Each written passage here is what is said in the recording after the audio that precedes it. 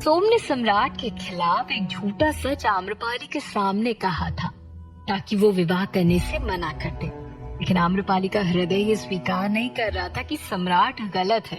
इसलिए काफी देर तक सोचने के बाद आम्रपाली ने सम्राट से कहा, क्षमा कीजिएगा सम्राट, लेकिन जब तक सोम ये सिद्ध नहीं कर देता कि आप उसके पिता हैं, हम आपसे विवाह नहीं कर पाएंगे।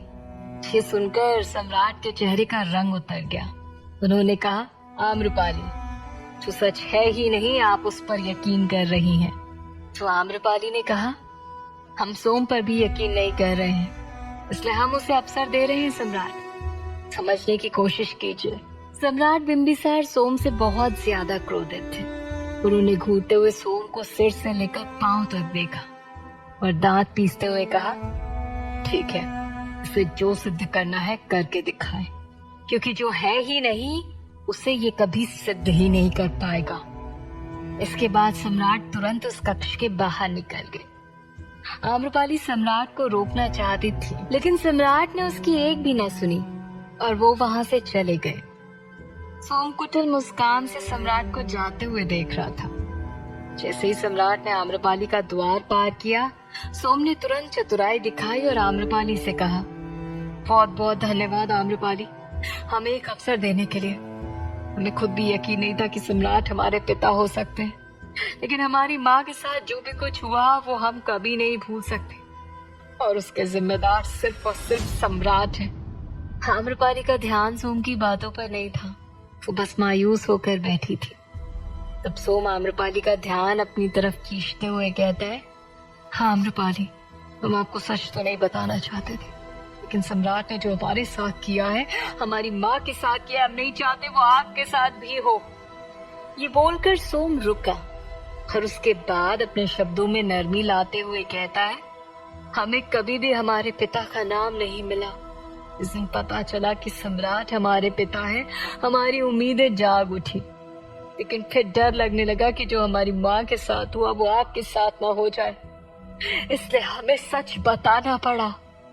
आम्रपाली ने सोम से कहा, सोम, यदि तुमने साबित कर दिया कि सम्राट ही तुम्हारे पिता है तो हम वचन देते हैं, सम्राट तुम्हें अपना पुत्र अवश्य स्वीकार करेंगे। ऐसा कहते हुए आम्रपाली का हृदय कांप रहा था, वो भी डर रही थी। सोम आम्रपाली से कुछ कहना चाहता था, लेकिन आम्रपाली ने उसे आगे कहने का मौका ही नहीं दिया और कहा, अब तुम जा सकते हो। सोम चुपचाप वहां से चला गया। उसके जाते ही आम्रपाली की आंखें डबडबा गईं और देखते ही देखते उसकी आंखों में अश्रु की जलधारा बह पड़ी। सोम आम्रपाली के कक्ष से निकलकर अपने कक्ष में आ गया था। उसके चेहरे पर एक सुकून था। वो बड़े आराम से जाकर अपने बिस्तर पर आराम कर रहा था। दोपहर का वक्त था। तभी एकदम से उसके कक्ष में रानी कौशला देवी ने प्रवेश किया, जो कि उसकी तरफ घृणित नजरों से देख रही थी। सोम उन्हें देखकर तुरंत उठ खड़ा हुआ और कहा, रानी कौशला देवी, आप हमारे कक्ष में? तो कौशला देवी ने कठोर स्वर में कहा, ये सब क्या तमाशा लगा रखा है तुमने? तमाशा?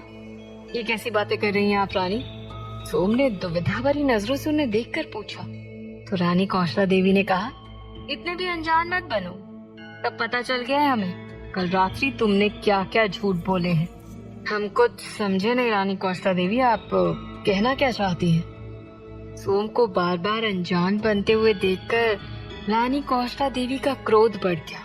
वो भड़कते हुए कहती हैं, इतने अनजान बन रहे हो जैसे कुछ जानते ही नहीं। क्या तुमने आम्रपाली से ये नहीं कहा कि सम्राट के तुम पुत्र हो, जबकि सत्य तो कुछ और ही है? असल में तुम मातंगी और वर्षकार के पुत्र हो। रानी कौशला देवी उसका सच जान चुकी है। ये सोचकर, ये सुनकर सोम हैरान था। उसने कहा, हम मातंगी और वर्षकार के पुत्र हैं, ये किसने कहा आपसे? तो रानी कौशला देवी ने जवाब दिया, सुलभा ने। लेकिन तुम हमें बताओ कि तुम ये सब ढोंग क्यों रच रहे हो? सुलभा ने सच बता दिया है। जानकर सोम और भी ज्यादा हैरान था। वो मन ही मन सोचने लगा कि अब यदि रानी कौशला देवी को सच पता ही चल चुका है तो बात सम्राट तक पहुंच जाएगी और फिर उसके सारे किए धरे पर पानी फिर जाएगा। इसलिए उसने बात को संभालने की कोशिश की और कहा, लगता है दासी सुलभा को कुछ भ्रम हुआ है। हम सम्राट के ही पुत्र हैं। फिर झूठ बोल रहे हो तुम। यदि तुम वर्षकार के पुत्र नहीं होते तो उस दिन उसके घर क्यों गए थे तुम? कौशला देवी ने सीधे सीधे सवाल कर दिया। ये सुनकर सोम भी चुप ना बैठा। उसने भी सटीक जवाब देते हुए कहा, वो तो मैं ये पता लगाने गया था कि आखिर मेरी माँ के साथ ऐसा क्या हुआ था जो उन्हें वर्षकार के साथ भागना पड़ा।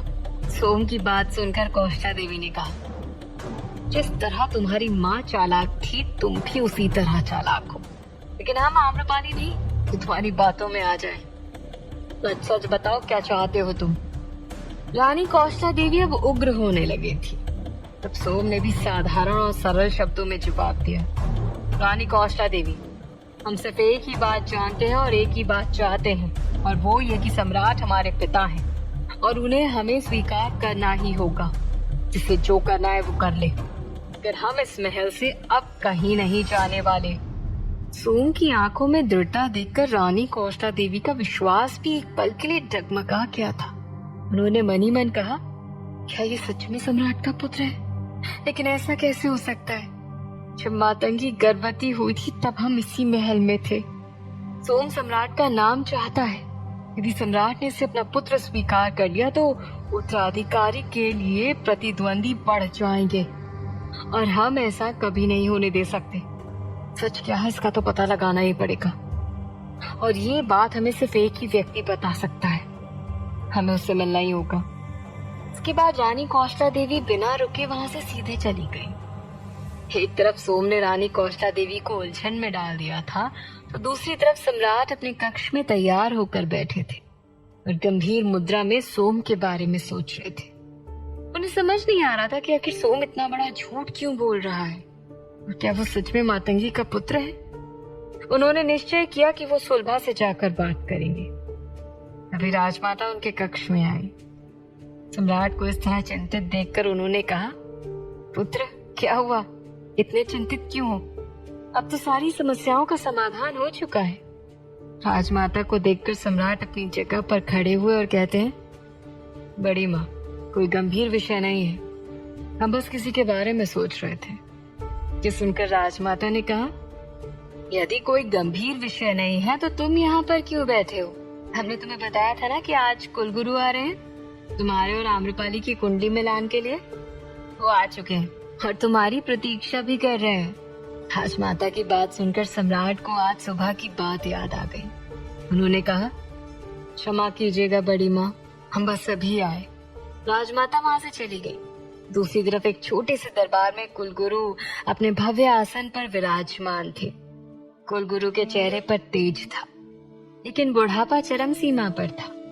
उनके पूरे शरीर में झुर्रियां पड़ चुकी थी और बाल पूरी तरह से पक चुके थे। उनके शिष्य उनके आसपास खड़े थे और मोर पंखी से बने पंखे से उन्हें हल्की हल्की हवा कर रहे थे। राजमहल की सभी दासियां उनकी सेवा में लगी हुई थी। उनके पास एक भव्य दीपक जल रहा था और अगरबत्तियों की महक से पूरा दरबार सुगंधित था। उनके स्वागत के लिए तरह तरह के फल रखे गए थे, लेकिन कुलगुरु के हाथ में 2 पत्रिकाएं थी और उनका खुद का बनाया हुआ पंचांग भी था। वो बड़े ध्यान से उन पत्रिकाओं को पढ़ रहे थे। तभी राजमाता उनके पास आई और आदर भाव से कहती हैं, क्षमा कीजिएगा गुरुदेव, पुत्र बिंबिसार को आने में थोड़ा वक्त है। क्या आप हमें बताएंगे कि इन दोनों की कुंडलियों में सब ठीक तो है ना? कुलगुरु का पूरा ध्यान उन पत्रिकाओं पर था, मानो उन्होंने राजमाता की बात सुनी ही ना हो। तो कभी पत्रिकाएं देखते तो कभी अपना लिखा हुआ पंचांग।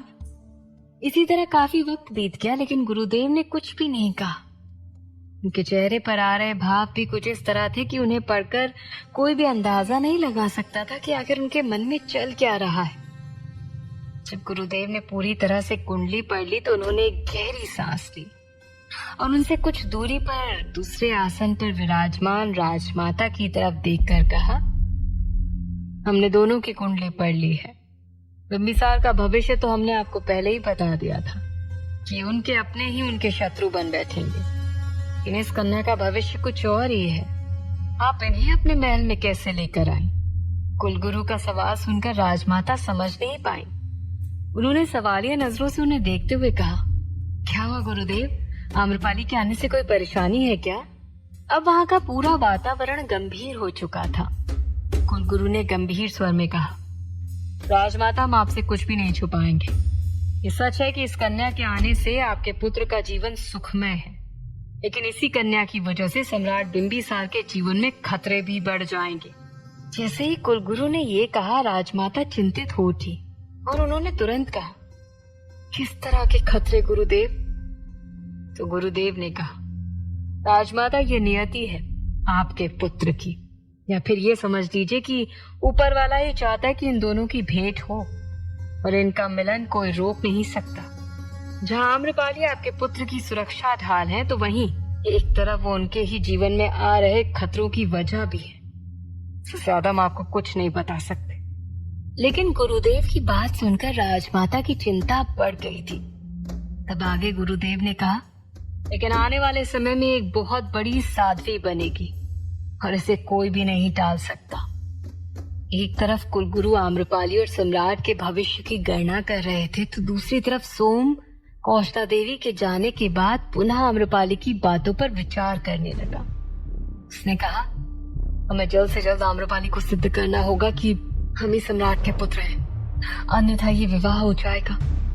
सम्राट को आम्रपाली से दूर करने के लिए हम कुछ भी करने को तैयार हैं, फिर भले ही हमें अपनी माँ के नाम का ही उपयोग क्यों ना करना पड़े। अब इससे पहले और कुछ हो जाए, हमें कुछ बड़ा करना होगा। आम्रपाली ने हमें वचन दिया है, यदि हमने सिद्ध कर दिया तो वो हमें सम्राट के पुत्र होने का नाम दिला कर रहेगी और ये विवाह नहीं होगा। जो हमारे सारे सच जानती थी, हमने उसे कैद कर दिया है, तो अब कोई और नहीं है जो हमारा सच आम्रपाली को बता सके। सोम अब कुछ बहुत बड़ा करने की सोच रहा था, तो वहीं राजकुमारी मुकुंदा लगातार कोशिश कर रही थी कि किसी तरह वो खुद को छुड़ाकर द्वार तक पहुंच जाए। वो द्वार के नीचे बने छिद्र से बाहर की तरफ देखने की कोशिश कर रही थी, लेकिन कुछ भी समझ नहीं आ रहा था। वो अपने हाथ और पैर खोलने के लिए इधर उधर देख रही थी, लेकिन वो पूरा कमरा खाली था। वहाँ चारों तरफ से धूल ही धूल थी। राजकुमारी मुकुंदा खुद को असहाय महसूस कर रही थी। उन्होंने मन में कहा, किसी भी तरह हमें यहाँ से निकलना होगा, अन्यथा देर ना हो जाए। अवश्य सोम कुछ बड़ा करने का विचार कर रहा है, हो ना हो उसी ने हमें यहाँ कैद किया है। ये सब सोचते हुए राजकुमारी की नजर खिड़की के पास जा पड़ी, जहाँ पर एक मटका रखा हुआ था।